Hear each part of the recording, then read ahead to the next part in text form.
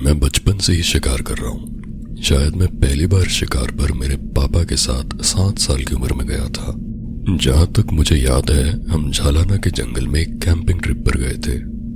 ये जयपुर शहर के पास ही ऊंचे ऊंचे पेड़ों से घिरा एक बहुत ही घना जंगल है। हम लोग जंगली सुअर और नीलगाय जैसे जानवरों का शिकार कर रहे थे। सितंबर के महीने में बारिश के कारण कीचड़ भी बहुत था। 3 दिन लगातार बारिश होने के कारण हमें जंगल के बीचों बीच एक लकड़ी के कैबिन में रुकना पड़ा। यह कैबिन मेरे पापा और उनके कुछ दोस्तों ने मिलकर खरीदा था। शुक्रवार को स्कूल से लौटते ही हम लोग वहां के लिए निकल पड़ते थे और वापसी रविवार को ही होती थी। शिकार चाहे मिले या ना मिले, मेरे लिए सबसे अच्छा वहां का अनुभव था। पापा के गायब हो जाने के बाद मैंने शिकार पर जाना बहुत कम कर दिया। मुझे वो पल अच्छे से याद है जब मैंने उन्हें दिसंबर के महीने में आखिरी बार देखा। उन्होंने अपनी राइफल साफ की और रसोई में तैयारी करते हुए उन्होंने कहा, क्या तुम पक्का मेरे साथ नहीं चल सकते? माफ कीजिए पापा, पर इस बार मैं आपके साथ नहीं चल पाऊंगा। मंडे को मेरा एग्जाम है और इसी संडे को मैं कॉलेज के लिए निकल पड़ूंगा। पर चिंता मत करो, मेरा ये सेमेस्टर लगभग खत्म हो ही गया है। मैं अगले हफ्ते 1 महीने के लिए घर आ रहा हूँ, फिर आप जो कहोगे वो मैं करूंगा। ये सुनकर वो थोड़े उदास तो हुए, पर उन्होंने मुझे और मम्मी को गले लगाया और कहा, ठीक है, अब मैं चलता हूँ। कैबिन पहुँचते ही टेक्स्ट कर दूंगा। 2 दिन बाद मिलते हैं। उन्होंने बाहर जाने के लिए जैसे ही दरवाजा खोला, एक ठंडी हवा का झोंका अंदर आया जिससे मैं कांप उठा। कमर पे कारतूस का पट्टा, एक हाथ में बैग और दूसरे में राइफल पकड़कर वो ऐसे जा रहे थे मानो एक फौजी घर छोड़ रहा हो। कुछ घंटे बाद वहां पहुंचते ही उनका मैसेज आया और उन्होंने उस दिन शिकार के थोड़े बहुत किस्से सुनाए। वो ऐसे मैसेज कर कर अपना पता ठिकाना बताना अक्सर भूल जाते थे। कुछ साल पहले तक तो वो बिना किसी को कुछ बताए ऐसे ही कई दिनों के लिए घर से निकल जाते थे। फिर माँ के कई बार डांटने के बाद उन्होंने टेक्स्ट करने की आदत डाली। शनिवार को उनका गुड मॉर्निंग का मैसेज आया और उन्होंने बताया कि वो पास ही तालाब में मछली पकड़ने जाएंगे। ये पढ़कर मम्मी और मैं काफी कंफ्यूज थे, क्योंकि उन्हें मछली पकड़ने का शौक तो था ही नहीं, पर उन्हें बदलाव के लिए नई चीजें आजमाने का शौक था। एक बार तो वो तीर कमान लेकर शिकार पे निकल गए। उन्हें पता था कि उन्हें तीरंदाजी बिल्कुल नहीं आती, पर उन्हें सिर्फ करना था। उन्होंने कहा, पुराने लोग भी तो ऐसे ही करते थे और वो कर सकते हैं तो मैं क्यों नहीं। कई घंटे बीत गए पर उनका कोई मैसेज नहीं आया। दोपहर के बाद तो माँ भी बहुत चिंतित होने लगी थी। उन्होंने कई सारे मैसेज भेजे और 10-15 कॉल भी किए और फिर कई घंटों बाद उन्होंने जवाब दिया, सब कुछ ठीक है, मैं सही सलामत हूँ। लौटते वक्त मेरे फ़ोन की बैटरी ख़त्म हो गई थी। मैं जंगलों की धुन में इतना ज़्यादा खो गया कि मेरे को पता ही नहीं चला मेरा फ़ोन बंद है। बाद में बात करता हूँ यार, अभी बहुत थका हुआ हूँ। मम्मी गुस्सा तो हुई, पर उन्हें मालूम था कि वो कुछ नहीं कर सकती हैं, तो उन्होंने कहा, जाने दो। कुछ ही देर में रात हुई और रात को भी ना मैसेज ना फोन। हम लोग फिर से परेशान होने लगे थे, पर हमें लगा हमेशा की तरह वो किसी और चीज में इतने मग्न हो गए होंगे कि उन्होंने हमारे बारे में सोचा ही नहीं होगा। घंटे बीतते गए। मैं पूरी रात मैसेज के इंतजार में जगा रहा, पर कुछ नहीं आया। मैंने अपने आप को समझाते हुए कहा कि डरने की जरूरत नहीं है, सुबह तो लगभग हो ही गई है और वो 9 बजे तक घर पहुंच ही जाएंगे। पर वो उस सुबह कभी लौटे ही नहीं। उस दिन हमेशा से ज्यादा ठंड थी। मैं और माँ पूरे दिन मैसेज का इंतजार करते रहे। दोपहर बीती और धीरे धीरे अंधेरा होने लगा था। माँ ने पुलिस और पार्क रेंजर्स को खबर दे दी थी, पर उन्होंने कहा प्रोटोकॉल के तहत वो अगली सुबह तक सर्च ऑपरेशन शुरू नहीं कर सकते। माँ ने पहले तो विरोध किया, पर हमारे हाथों में कुछ था भी नहीं। अगले दिन पुलिस वाले और कुछ रेंजर्स कैबिन पहुंचे। पुलिस ने बताया कि वहां कोई नहीं था, पर उन्हें पापा का सामान और उनकी गाड़ी जरूर मिली। मैं और माँ बहुत परेशान थे।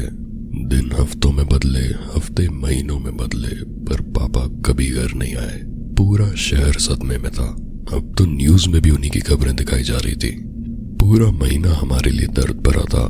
माँ ने रो रो कर बुरा हाल कर लिया और मैं बहुत गुस्सा था, मानो किसी ने हमारी सारी खुशियां छीन ली हो और जीवन अंधकार से भर दिया हो।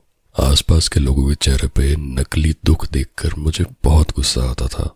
मैं अपने पापा को अच्छे से जानता हूँ। वो इतनी आसानी से ना तो कभी घूम सकते थे और ना ही कभी किसी मुसीबत में पड़ सकते थे। कुछ तो गड़बड़ थी।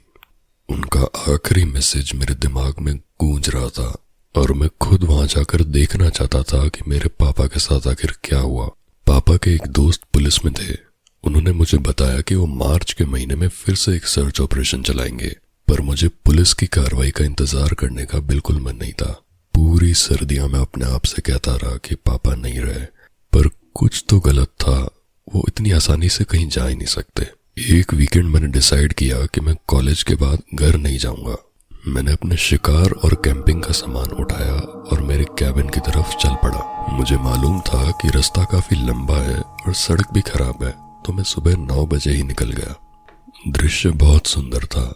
धूप खिली हुई थी, पत्तों के बीच में से सूरज की किरणें आ रही थी और जैसे जैसे मैं पास पहुंच रहा था, पापा की सारी यादें ताजा हो रही थी। रास्ते में हिरण और खरगोश जैसे कई सारे जानवर भी दिखे। 4 घंटे लगातार ड्राइव करने के बाद मैं कैबिन पर पहुंच गया। शुक्र है कि मेरे पास एक स्पेयर चाबी थी। मैंने दरवाजा खोला तो देखा कैबिन अंदर से बिल्कुल साफ है। पुलिस ने पापा की ज्यादातर चीजें इकट्ठा कर इन्वेस्टिगेशन के लिए भेज दी थी। सुनसान कैबिन देखकर काफी डर लग रहा था। जैसे ही मैंने पहला कदम अंदर रखा, कई सारे पक्षी पंख फड़फड़ाते हुए मेरी तरफ उड़े और मैं डर के मारे बाहर भागा। बंद कमरे में आखिर ये अंदर आए कैसे?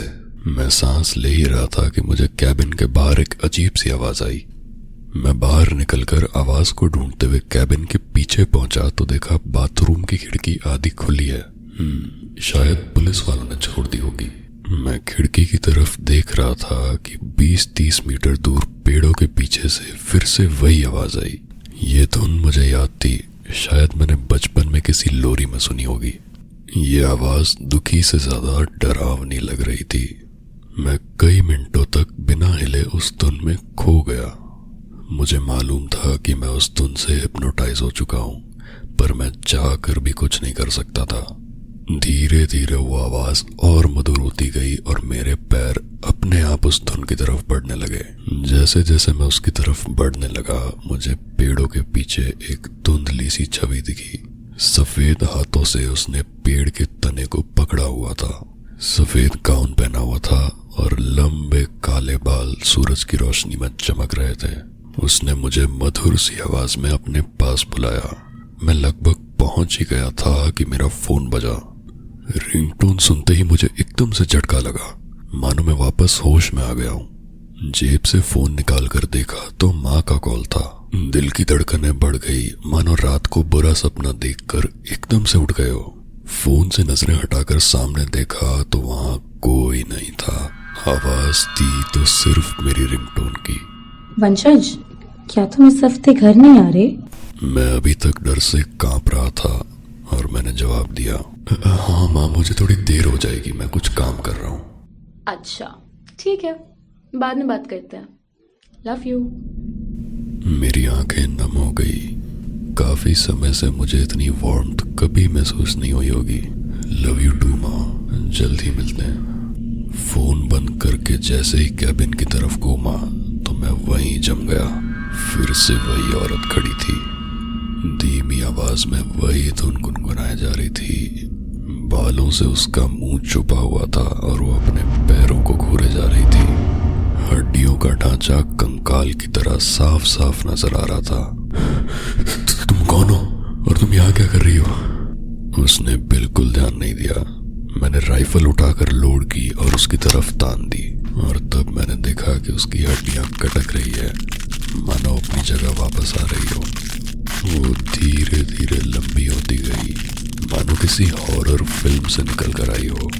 गर्दन सीधी की तो मैंने देखा उसके लंबे लंबे नुकीले दांत हैं। फीकी पड़ी हुई मुरझाई हुई सी चमड़ी थी, मानो कोई मम्मी हो, और आंखों की जगह काले गड्ढे थे और वो मुझे घूर ही जा रही थी। शिकारी शिकार बन चुका था। वो अपना मुंह फाड़कर पागल कुत्ते की तरह घुराने लगी। मैं डर के मारे जम गया था और उसने मेरा डर सेंस कर लिया था। मेरे पैर कांपने लगे और दिल की धड़कनें इतनी तेज हो गई मानो छाती फाड़कर बाहर आ जाएगा। मैंने अपने आप से कहा कि मुझे जल्द ही कुछ करना होगा, वरना मैं मारा जाऊंगा। मैं गाड़ी की ओर बढ़ने ही वाला था कि वो चारों पैरों पर मेरी तरफ दौड़ने लगी। वो अजीब अजीब आवाजें निकालती हुई मेरी तरफ आ रही थी और फिर उसने ऐसी आवाज में बात की कि मेरी धड़कनें थम गई। ये आवाज मैंने कई महीनों से नहीं सुनी थी। वंशज, तुम क्यों नहीं सुनते जंगलों की धुन? पापा, मैं अपने आंसू पहुंच रहा था कि उस प्राणी ने मेरी तरफ एक बड़ा कदम उठाया। मुझे पता था कि यह चीज मेरे पापा नहीं है, पर वो आवाज मैंने इतने समय से नहीं सुनी थी कि मेरा उसकी ओर बढ़ने का बहुत मन हुआ। पर मुझे मालूम था कि ऐसा करना एक बहुत बुरा डिसीजन होगा। मैंने एक कदम पीछे लिया और सारा होश संभालते हुए उसकी ओर एक गोली चलाई। मुझे आज भी उसकी निकाली हुई वो आवाज याद है। उसने किसी जानवर की तरह चीख नहीं मारी, बल्कि वो मेरे पापा की आवाज में चिल्लाई। मैं बता नहीं सकता कि मुझे कितना बुरा लगा, मानो मैंने उस प्राणी को नहीं बल्कि मेरे पापा को गोली मार दी हो। वो बेहद गुस्से से पापा की आवाज में पागलों की तरह मुझे पुकारते हुए मेरी तरफ भागने लगा और मैं पूरी जान लगाकर गाड़ी की ओर भागने लगा। मैंने जल्दी से गाड़ी में बैठकर गेट बंद कर लिया और उसका मुंह मेरे दरवाजे पर भिड़ा। मैंने जल्दी से एक्सेलरेटर दबाया और उसको कुचलते हुए गाड़ी निकाल दी। वो हड्डियां टूटने की आवाज मुझे आज भी याद है और उसने एक आखिरी बार पापा की आवाज में मेरा नाम जोर से चिल्लाया। मैंने इस बारे में किसी से जिक्र नहीं किया, यहाँ तक कि मेरी माँ को भी कुछ नहीं बताया। पर थोड़ी पूछताछ और रिसर्च के बाद मुझे मालूम पड़ा कि आखिर वो कौन थी जिसने मेरे पापा की जान ले ली और मुझे भी लगभग मार ही दिया था। सुनने में आया कि कई साल पहले एक बहुत ही धनवान परिवार की लड़की ने दूसरी जात के लड़के से भागकर शादी कर ली थी और इसी विवाद के चलते परिवार वालों ने उस लड़की को मारकर उसी जंगल में दफना दिया। कहते हैं कि वो औरत आपके परिवार के किसी सदस्य या किसी चाहने वाले का रूप लेकर आपको वश में कर लेती है और फिर आपको मौत के घाट उतार देती है।